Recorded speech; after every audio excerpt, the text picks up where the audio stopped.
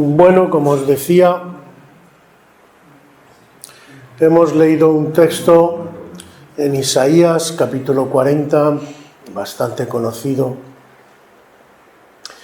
Y como decía también, Isaías es muy rico en revelaciones que Dios le dio.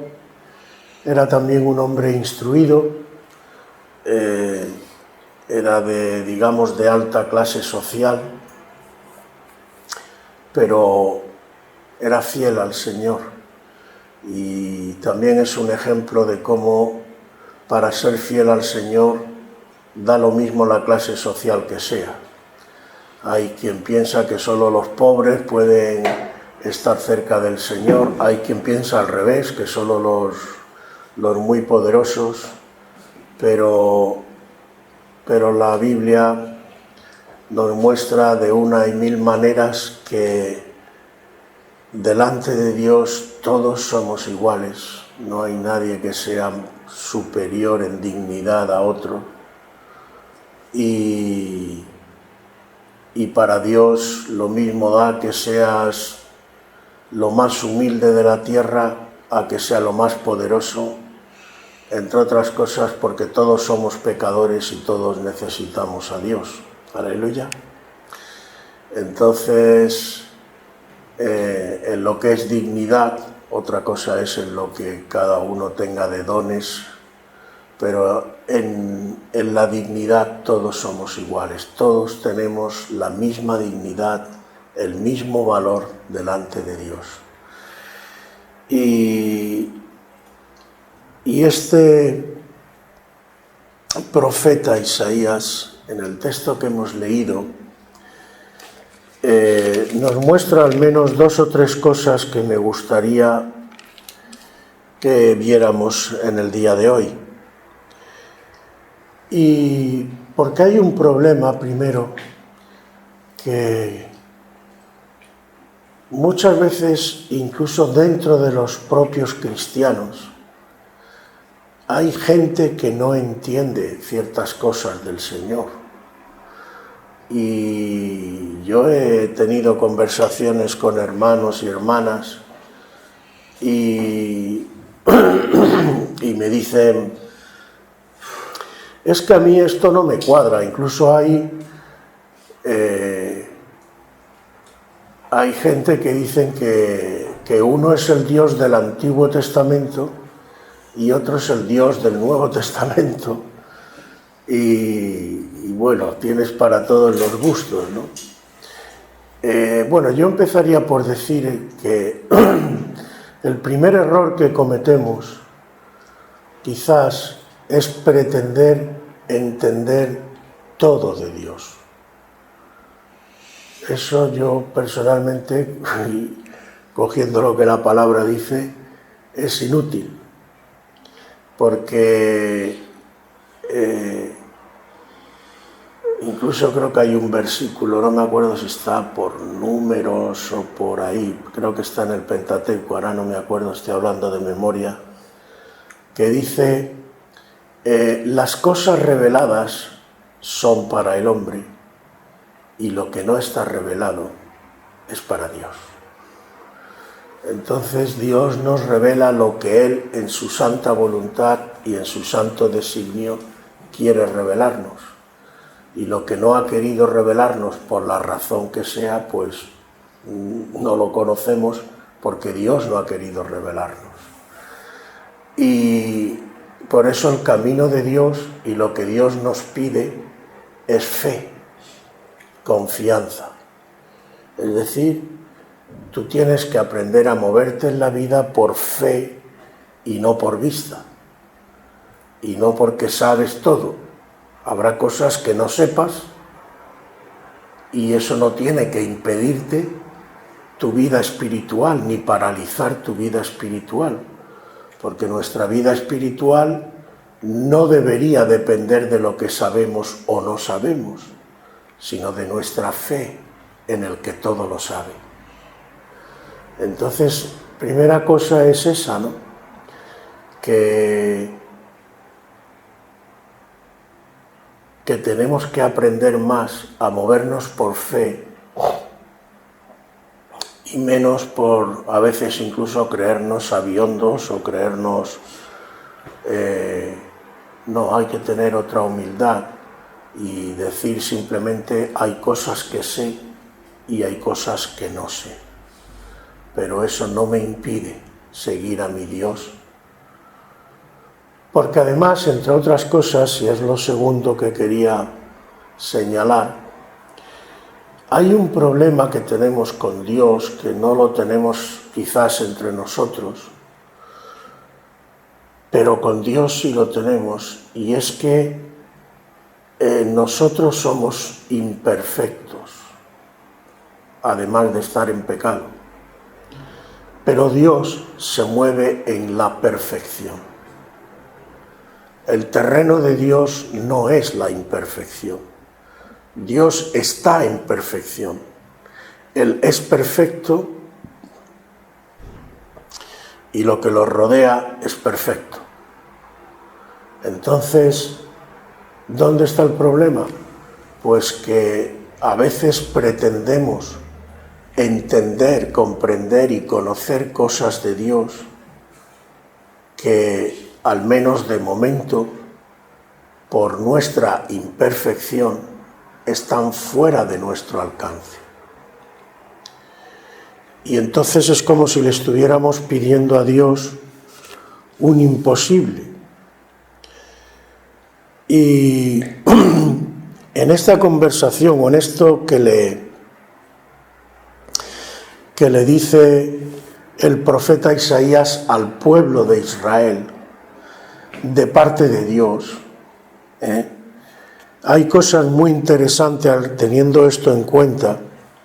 Fijaos que el título que le pone, aunque esto en el original no está, pero bueno, vienen bien los títulos, te dan una idea más o menos de por dónde va el párrafo, lo que va a decir. Y si cogéis el título que le ponen a este párrafo que hemos leído, el título es El incomparable Dios de Israel. Es decir, el Dios de Israel es incomparable, no lo podéis comparar con nada, porque no hay nada ni nadie en toda la creación que pueda estar a su altura. Entonces, es pretender, yo qué sé, comparar el infinito con un cachito.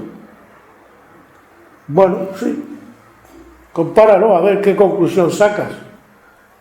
El infinito es infinito y un cachito de lo que sea, esa misma gafa que está ahí, pues, ¿eso qué es al lado del infinito? Nada. Entonces, Dios no lo podemos comparar con nada.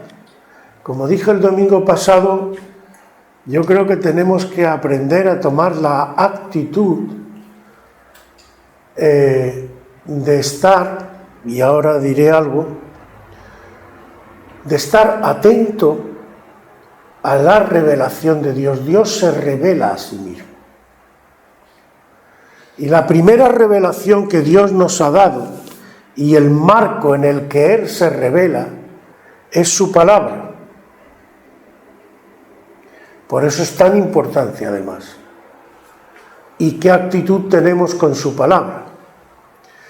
Porque si yo quito, añado o tergiverso o tuerzo o lo que sea, yo no estoy cogiendo lo que Dios me ha dado tal como me lo ha dado para yo recibir lo que Dios quiere que yo reciba. Por ejemplo, Él se llama a sí mismo Padre, pongamos por caso. Entonces, esa palabra es la que Dios ha escogido para revelarnos parte de Él. Yo soy como un padre que ama, que cuida, que disciplina a sus hijos, etc. Y yo tengo una imagen dada por Él, no inventada por mí, ni dada por los hombres, de una parte de cómo Él quiere que le conozcamos. Ahora, si yo esa palabra padre la cambio y en lugar de padre, bueno, no, yo le voy a llamar jefe, porque es el que me da las órdenes. Por ejemplo, bueno, yo lo puedo hacer, pero evidentemente yo voy a tener una imagen de Dios que además cuando pase el tiempo, imagínate que se sustituye la palabra padre por jefe, pongamos por el caso, como he dicho antes, o por otra, y pasa el tiempo y se olvida la palabra padre y queda la palabra jefe. Eso ya no es revelación de Dios. Eso es algo que han introducido los hombres. Por eso es importante que las traducciones de la Biblia sean fieles al original, a lo que originalmente Dios dijo. Porque si los hombres añadimos y quitamos y ponemos y tal, el problema esencial para mí es simplemente que la gente no va a recibir la revelación de Dios tal como Dios quiere y va a tener errores. Porque Dios ha revelado así, porque Él ha querido revelarse así.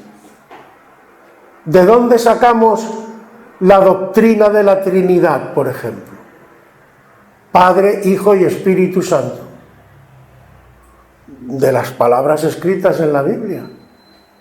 Ahora, si yo tuerzo esas palabras, pues a lo mejor ya no saco esa doctrina, porque hay sectas que cogen a lo mejor y cambian textos para que el texto, en lugar de ser fiel al original, diga lo que a mí me parece que tiene que ser. Hay una secta, no voy a dar nombre, no hace falta, que cree que Jesucristo no es Dios. Entonces, coge los textos y los ajusta un poquito para que tú no puedas sacar la conclusión nunca de que Jesucristo es Dios. Pero es eso lo que originalmente la palabra de Dios dice, y es eso lo que Dios nos quiere revelar. Y por esto, hermanos, todo este tema es tan importante, porque depende de lo que yo tenga y acepte y crea, eso va a influir en mi vida. O es lo mismo que yo crea que Dios es Cristo o que Cristo es Dios, a que crea que Cristo no es Dios. Es lo mismo que yo crea que el Espíritu Santo realmente es una persona divina y es Dios mismo viviendo dentro de mí, a que crea que el Espíritu Santo, como dice una secta, es una especie de fuerza activa que Dios te envía, como si te inyectara una pila y entonces le da el interruptor y tú ya te puedes mover. ¿A que no es lo mismo? Entonces, lo que Dios nos da, tal como Dios nos lo da, es muy importante, hermano. Porque vuelvo a decir, además, hay conceptos que precisamente por tratar con quien estamos tratando, si ya de por sí Dios para hablarnos tiene que coger ejemplos de la vida y cosas para que podamos entender y hacernos una idea de lo que Él nos quiere decir, porque nuestra mente y nuestra imperfección no está a la altura de lo que Dios es y de lo que Dios abarca y alcanza. Si ya de por sí, digamos, sujetándonos a lo que la Biblia dice, nos va a costar trabajo, imagínate cuando yo no hago caso y no recibo la revelación de Dios tal como Dios me la da. Me puedo volver loco incluso. De hecho, hay toda clase de doctrinas, toda clase de pareceres, todo, pero claro, ¿qué produce todo esto en la gente? De hecho, más de una vez te habrán preguntado, bueno, ¿y cuál es la verdadera? Y en parte tienen razón. Si uno me dice una cosa, otro me dice otra, y el otro me dice otra, y cada uno aquí, bueno, ¿qué ocurre entonces? Y todavía cosas que puedan ser matices pequeñitos, pues hasta cierto punto se puede entender. Pero ¿qué me decís cuando son doctrinas que son completamente contradictorias? Cuando uno dice una cosa que es blanco y el otro viene y te dice que esa cosa no es blanca sino que es negra. Y tú dices, bueno, ¿qué pasa aquí? Entonces, hermanos, todo esto, toda esta confusión, por cierto, que el Señor llama en su palabra a los últimos tiempos Babilonia. ¿Sabéis lo que significa Babilonia, no? ¿Te acuerdas? Confusión. Confusión. La Torre de Babel. Entonces, ¿cuál es la idea? Piensa en esto, fíjate qué interesante. Los tiempos previos a que el Señor venga se van a caracterizar por una gran confusión. Porque la gente va a estar, como dicen en mi tierra, que le da lo mismo 8 que 80, están confundidos y esto sí, aquello no y tal, o sea, no hay claridad de pensamiento,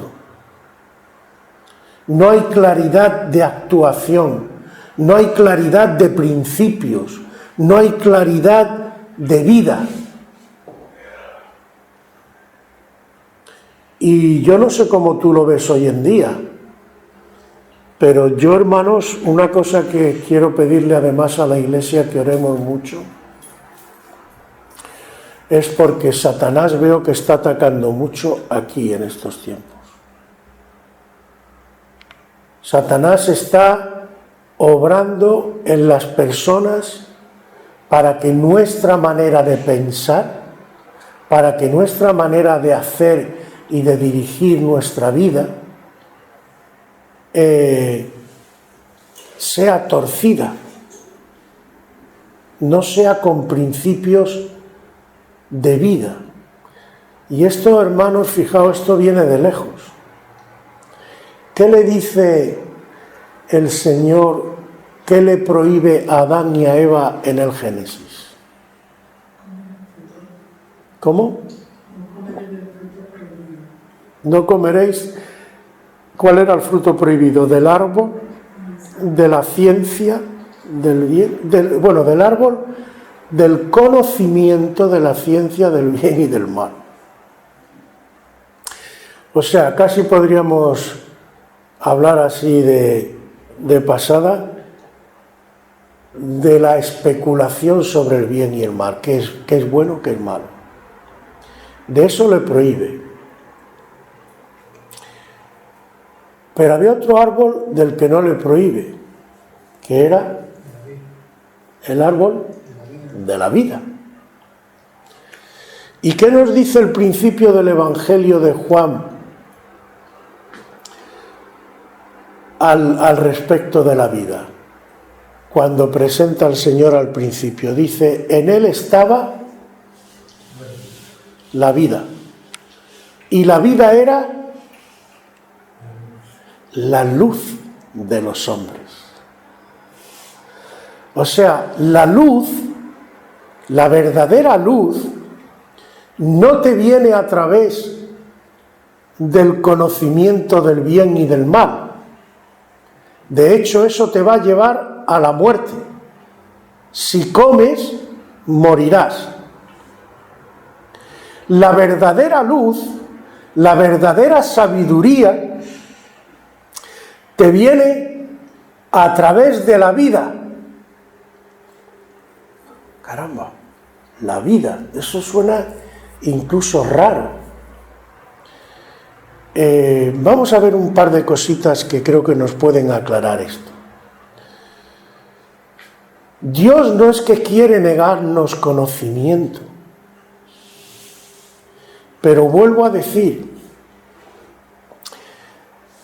como Dios se mueve en un plano, en un nivel que no es el nuestro, porque Dios se mueve en la perfección y nosotros estamos en la imperfección, para podernos llevar a donde Él nos quiere llevar y darnos el conocimiento que Él nos quiere dar, Él tiene que usar herramientas y cosas para que nosotros podamos ir asimilando las cosas de Dios y entendiendo las cosas de Dios. Y no os olvidéis también que la palabra conocimiento en el lenguaje bíblico y en el hebreo no se refiere simplemente, como lo usamos en español o en otras lenguas, a saber cosas simplemente. Yo sé esto y yo sé aquello y yo sé... No.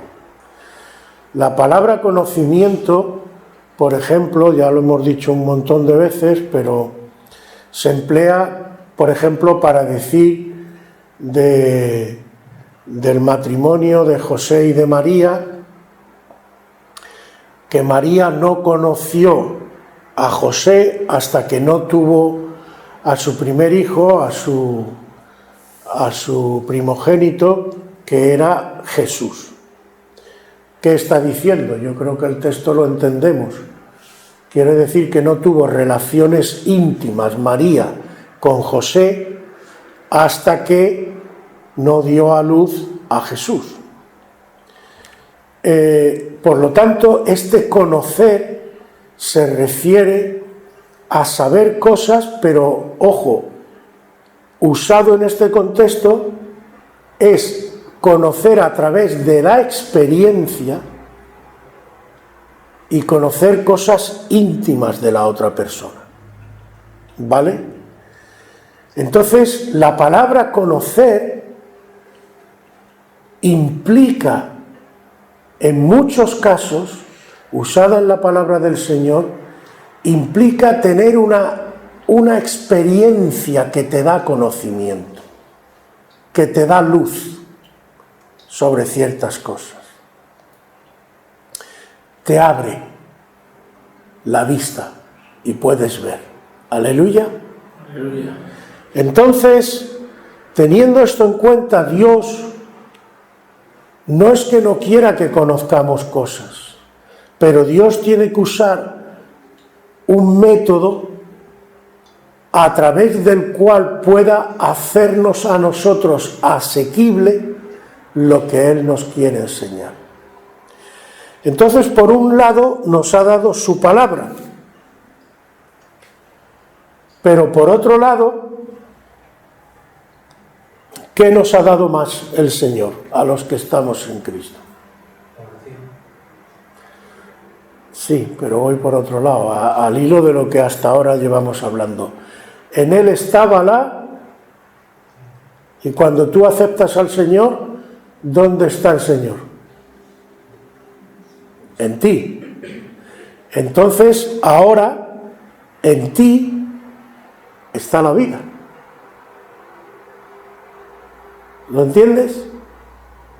Tú ya tienes el árbol de la vida dentro de ti.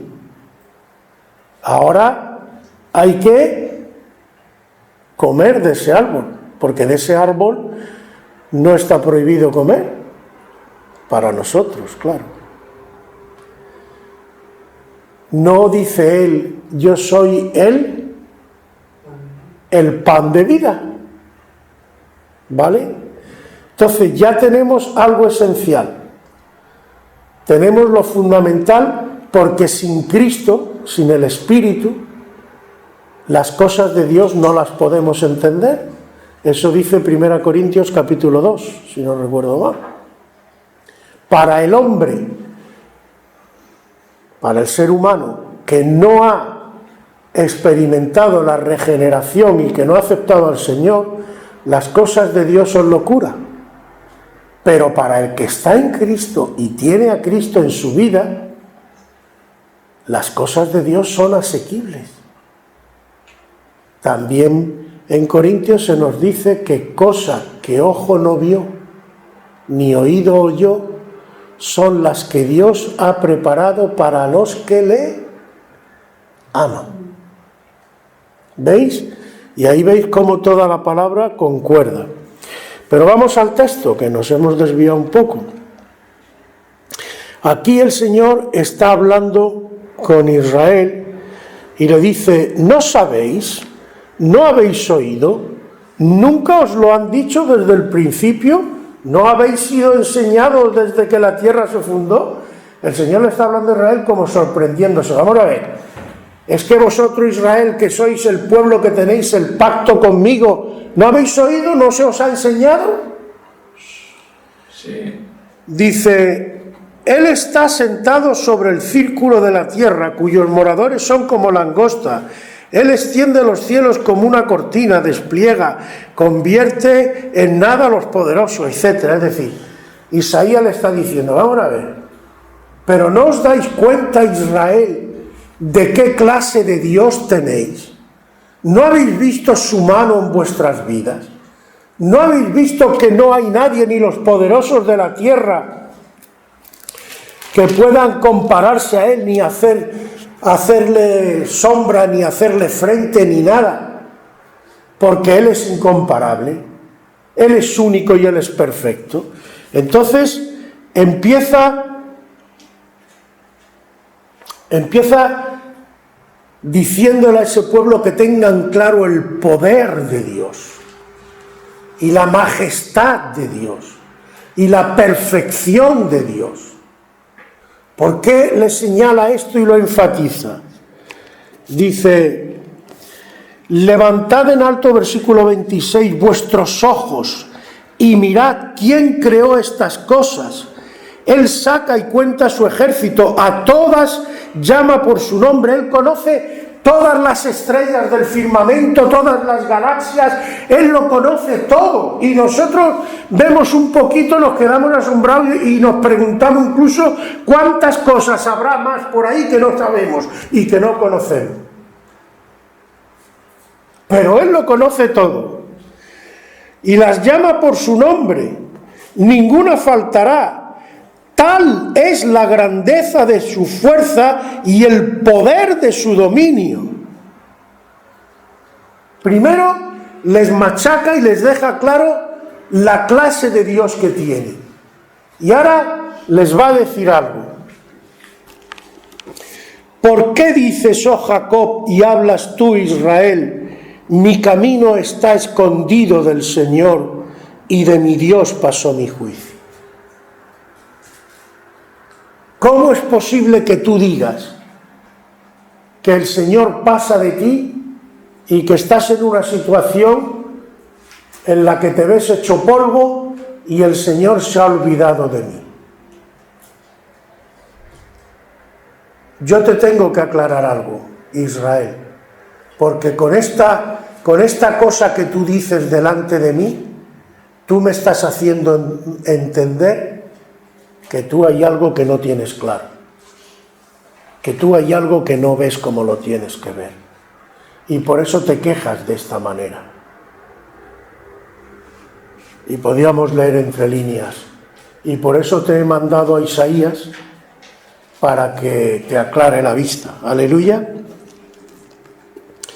Dice: ¿no has oído que el Dios eterno es el Señor, el cual creó los confines de la tierra? No desfallece ni se fatiga con cansancio, y su entendimiento no hay quien lo alcance. Él da esfuerzo al cansado y multiplica las fuerzas al que no tiene ningunas. Los muchachos, los jóvenes, los que más fuerza pueden decir que tienen, dice, se fatigan y se cansan. Los jóvenes flaquean y caen, por muy fuerte que sea el joven. por mucha energía, por mucha vitalidad que tenga, llega un momento en que se cansa, se fatiga y se cae. Y eso estaban hartos de verlo en las guerras.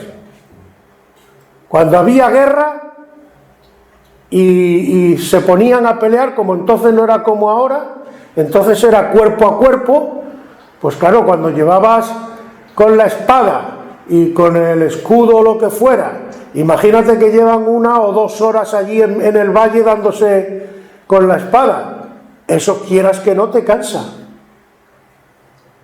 ¿Y cuántos de ellos, cuántos guerreros no habrán caído, no porque no sean diestros o no porque no sean incluso fuertes, sino simplemente porque se han cansado, están agotados? Y ha venido otro y se ha aprovechado. Dice 31, y aquí está la clave: pero los que esperan al Señor tendrán nuevas fuerzas, levantarán alas como las águilas, correrán y no se cansarán, caminarán y no se fatigarán. Ay, amigo, aquí le hemos dado. Los que esperan al Señor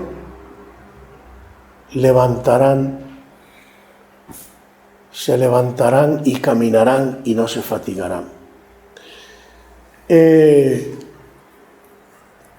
Los que esperan. En español decimos, el que espera desespera. Qué poco nos gusta esperar.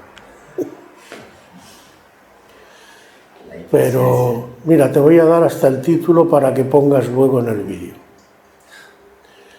La bendición de esperar. Nunca te la has planteado así, ¿verdad? ¿Por qué Dios nos hace esperar? ¡Ay, qué terrible! Pero la palabra es clara, no la podemos cambiar. Los que esperan al Señor. ¿Y qué significa esperar? Esperar. Esperar. Si no esperas, no esperas. ¿Cuánta gente, incluso, bueno, yo, en fin, no voy a entrar porque ahí es un terreno espinoso, pero desde mi punto de vista, yo creo que conozco gente que, vamos a decirlo así, el Señor a lo mejor tenía unos planes y por precipitarte y por lanzarte y no esperar el momento del Señor, pues han estropeado el plan de Dios, aunque Dios luego incluso lo redirija. Pero me estoy acordando de una persona, José también la conoce, no voy a dar nombres, al que el Señor le dijo, no es la persona ni el momento. ¿Te acuerdas, no, José? Y no hizo caso. Y él se lanzó y tuvo sus consecuencias, y bastante serias. Bastante serias porque su vida, en fin, fue en muchos casos incluso una tortura espiritual, pero bueno,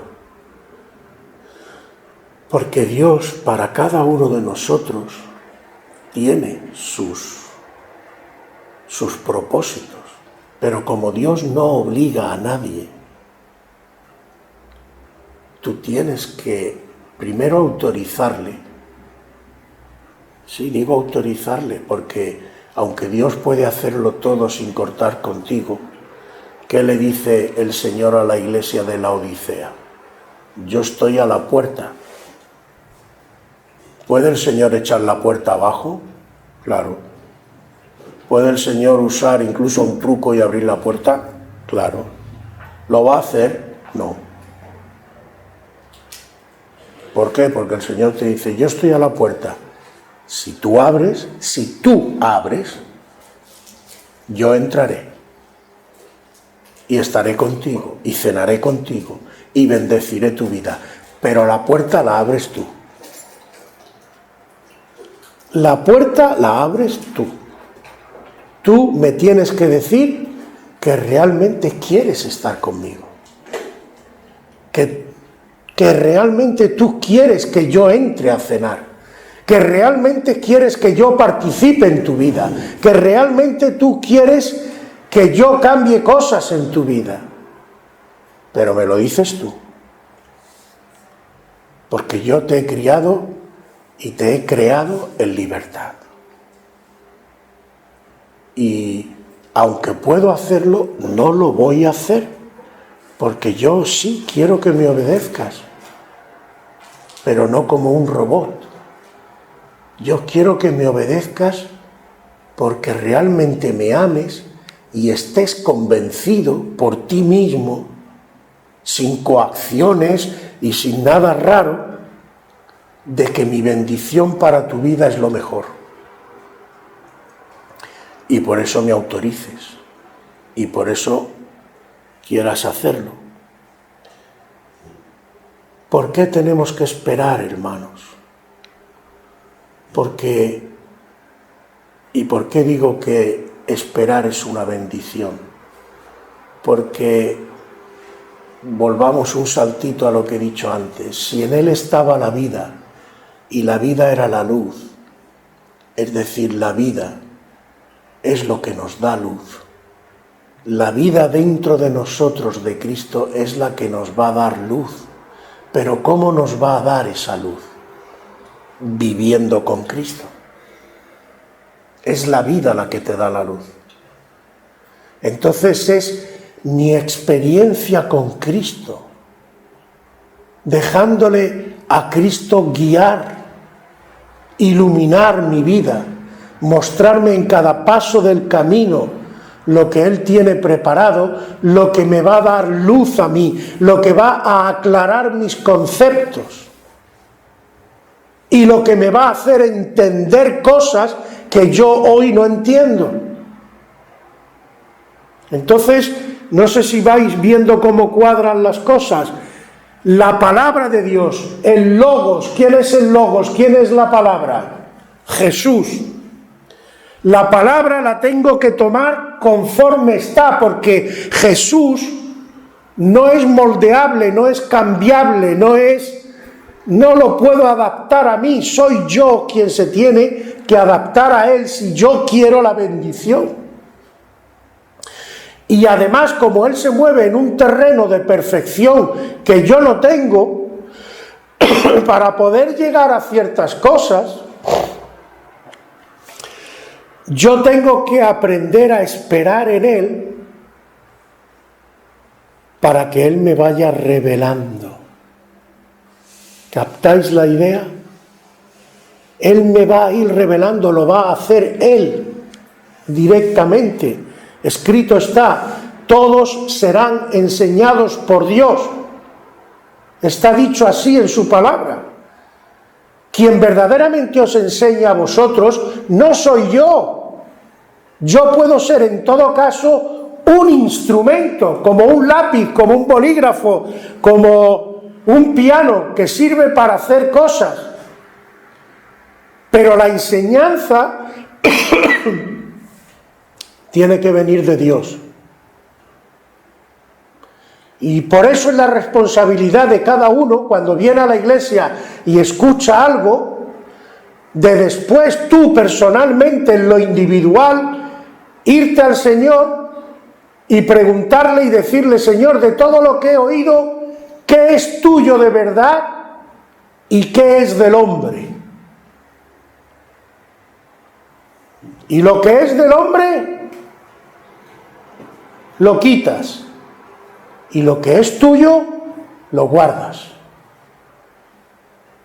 porque vosotros tenéis que ser edificados por Cristo, no por los hombres,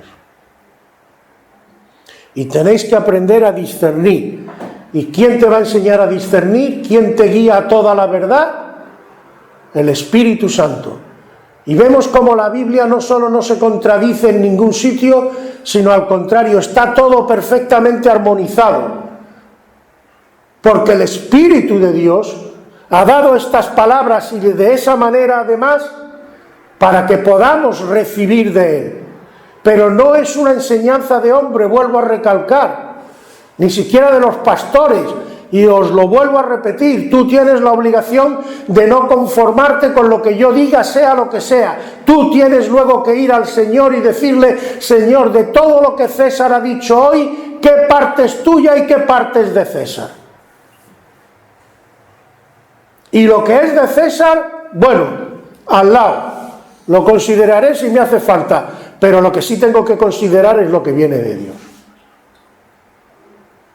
Lo que viene de Dios lo quiero, pero hay que discernirlo. ¿Y quién te va a ayudar a discernir? Si no el Espíritu. Entonces, la espera es muy importante por varias, bueno, podríamos hacer de aquí quizá otro sermón, pero no quiero alargarme más ni liaros mucho más. Pero en la espera no solamente aprendes a tener paciencia. Hermanos, la espera implica muchas cosas. Por ejemplo, Dios está esperando. ¿Verdad que sí?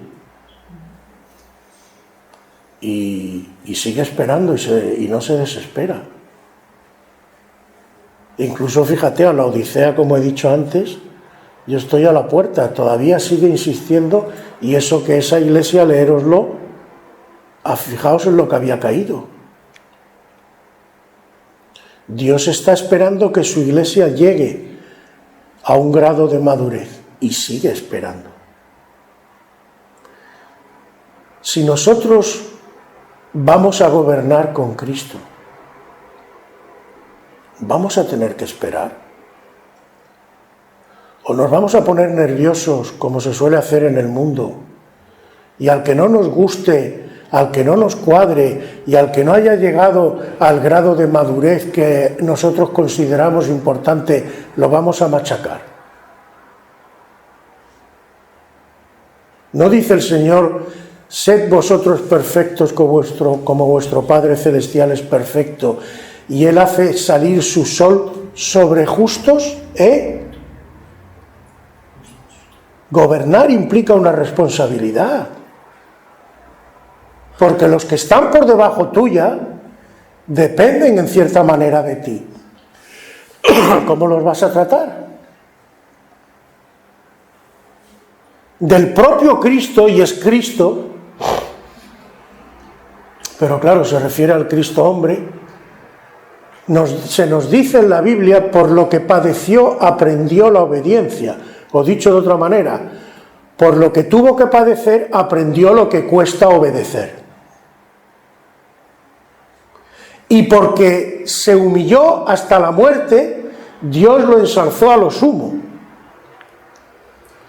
Y luego le dice el Señor a los dos que iban camino de Emaús: hay tardos de corazón para creer y tal. Pero no le convenía al Cristo, le convenía. Y la gente se vuelve loco con le convenía. Claro que le convenía. Porque ¿qué es lo que el Padre le está mostrando al Hijo?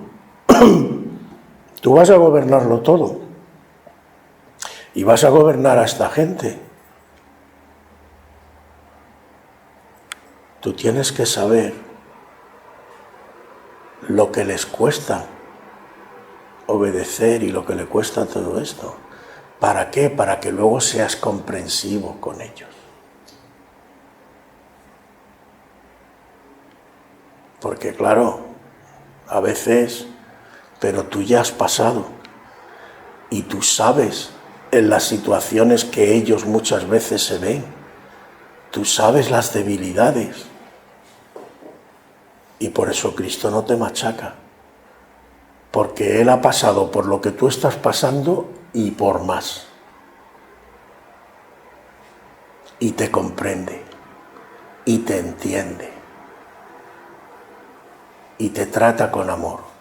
Pero cuando a nosotros nos llegue la hora, ¿qué vamos a hacer? ¿Cómo vamos a tratar a los demás? ¿Vamos a tratarlo con la punta del pie? Hoy en día, que es cuando tenemos que aprender cómo nos comportamos con los demás. ¿Tenemos paciencia con los demás? ¿Nos desesperamos enseguida? ¿Los tratamos de mala manera? Etcétera, etcétera. ¿O esperamos pacientemente y les tratamos con amor y les intentamos, cuando haga falta, corregir o lo que sea, pero con paciencia, con respeto, con amor, para que la otra persona se dé cuenta? Bueno, pues en la espera aprendes todo esto y mucho más. Luego, otra cosa que no sé si a mí me maravillan porque no sé si habéis visto hacer un barco de estos de madera en miniatura y tal, la cantidad de piezas que tiene, por ejemplo, o un puzzle o algo de esto, y la paciencia que hay que tener para cada pieza, irla perfilando, irla haciendo, irla colocando, y decimos que tiene su mérito.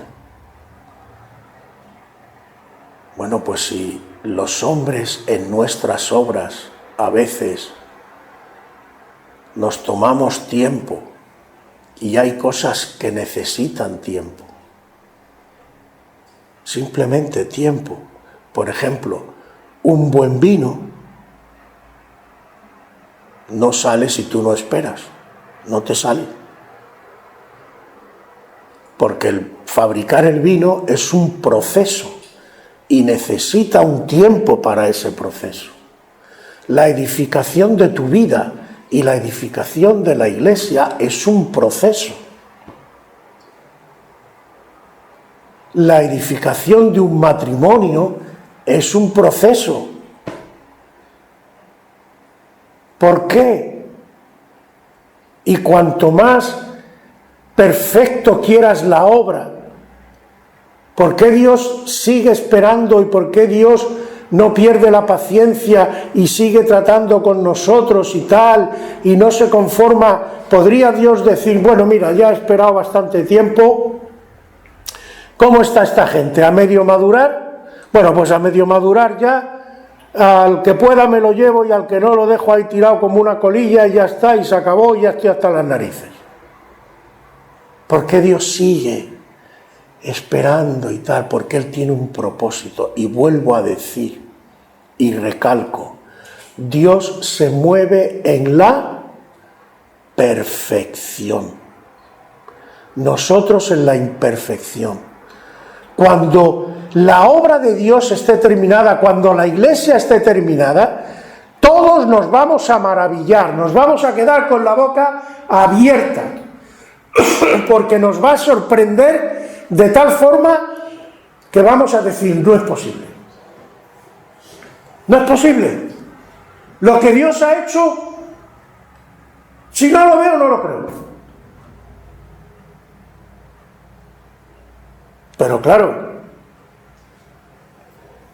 tú dirás, bueno, esto está, no sé qué, y ves el panorama y te desesperas. Pero más bien lo que tendríamos que aprender, en lugar de desesperarnos, es a hacer ciertas cosas en nuestras vidas de la misma forma que Dios lo hace.